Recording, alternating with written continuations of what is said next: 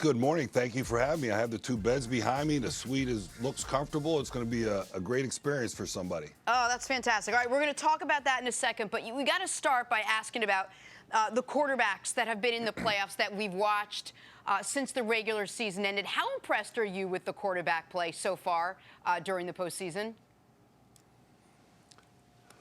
Well, I think everybody has been doing it in a different manner. I mean, Ryan Tannehill has played excellent all year, and the way they're doing it as far as running the football, and he's being very efficient as far as his passing is concerned and converting key third downs. I mean, that's one style, and then you have Patrick Mahomes. The other style is, you know, him just kind of lighting it up and throwing touchdown after touchdown, which is a lot of fun to watch. So everybody has a different style, and you know, Aaron Rodgers, same way. He's the guy who's going to throw it around the yard a little bit and kind of create on his own and see what happens. So, you know, all the quarterbacks, in my opinion, have their own style, but they're all deserving of where they are and a chance to go to the Super Bowl. Dan, I know how Nick Wright feels about this question, but is Patrick Mahomes the best quarterback in the NFL right now? Well, he's playing, yeah, if you asked me, Patrick is playing at the level that you want your quarterback playing out going into the AFC Championship game and possibly into the Super Bowl. So the way he's playing in the playoffs, too. I mean, the way you come back down from 24 points is extremely impressive.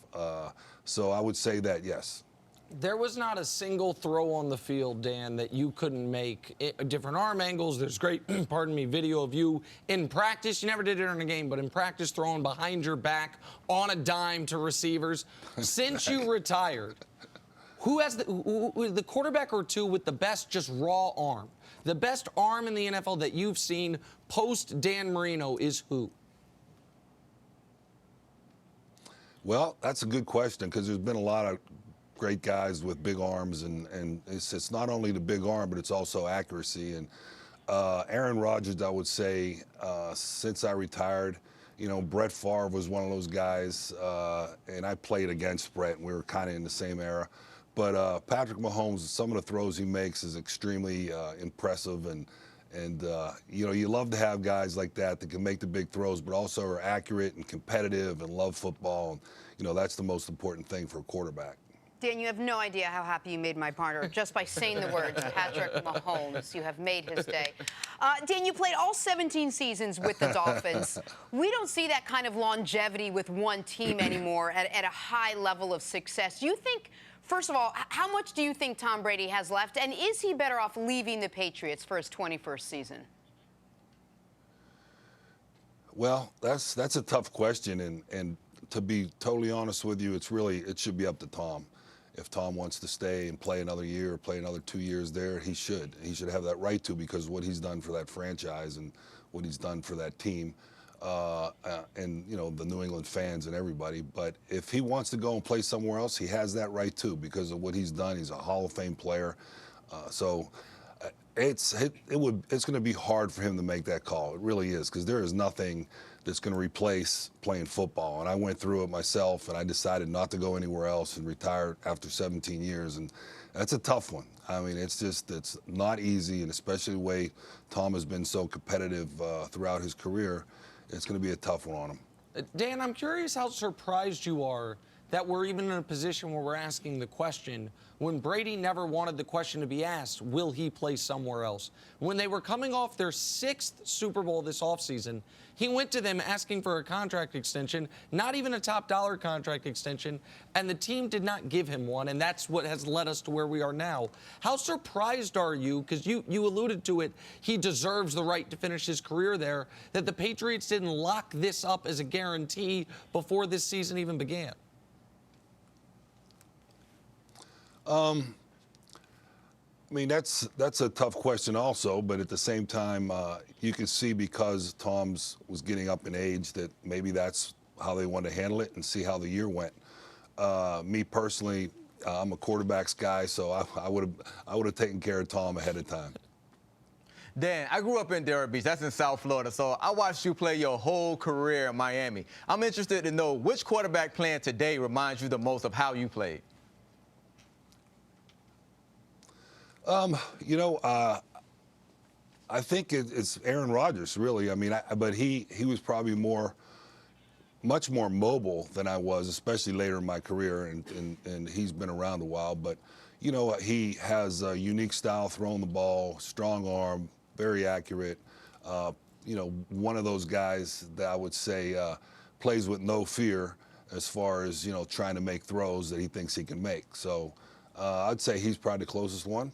I imagine you don't have many regrets about any part of your career except for maybe the year in which you were born. Maybe just 15 years later and you'd have been the first 6,000-yard passer instead of the league's first 5,000-yard passer, or instead of the league's first 50-touchdown season. What type of numbers, realistically, what are we talking about if the rules of today were in your era? Right.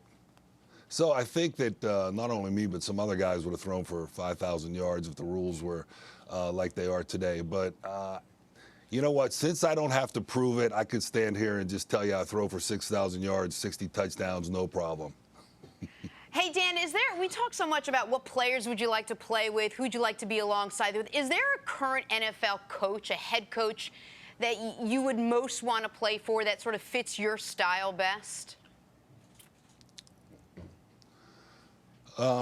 You know, there's a lot of guys that I respect over the years, and you know, I think of you know, Andy Reid, because he's been around so long, won at different places. I think his style of, you know, play calling is pretty cool, and he's always been very innovative. So he would be a guy I would say that could be a lot of fun to play for.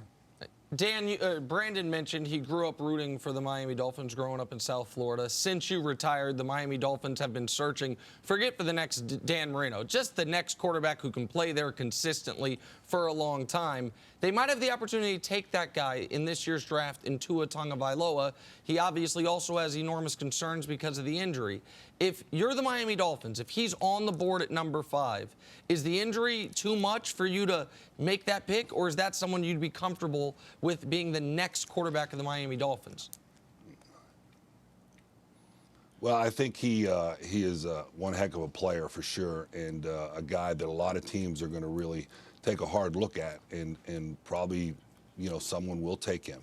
I don't know if it's the Dolphins. I don't know who it would be, but as far as him as a player and what he's accomplished as a college player, yeah, I would say someone's going to take him and take him pretty high. But it really comes down to his health and how, you know, he's going to feel as far as his hip's concerned and how long he's going to have to sit out before he can play. There's a lot of question marks there, but at the same time, he's a heck of a player. I got a lot of respect for him.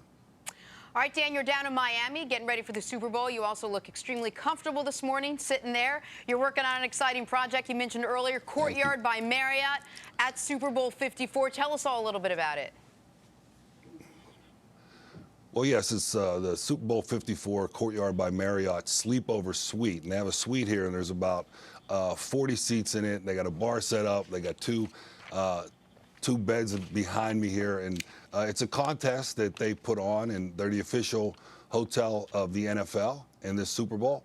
And there's one lucky winner that's going to have the opportunity to sleep here the night before the game, Saturday, and wake up and be the first person and her friends to wake up Sunday morning in Super Bowl Stadium. And that's Denise Amon. She's already won, and she won because her passion for work, and she became an ER doctor when everybody told her she couldn't do it, and she repeatedly kept going back to do it and do it, and now she won the contest, and she'll be here Super morning at Courtyard by Marriott. It's a great story. Congratulations to her. And Dan, thank you so much for hanging out with us this morning. Yeah. We really appreciate it.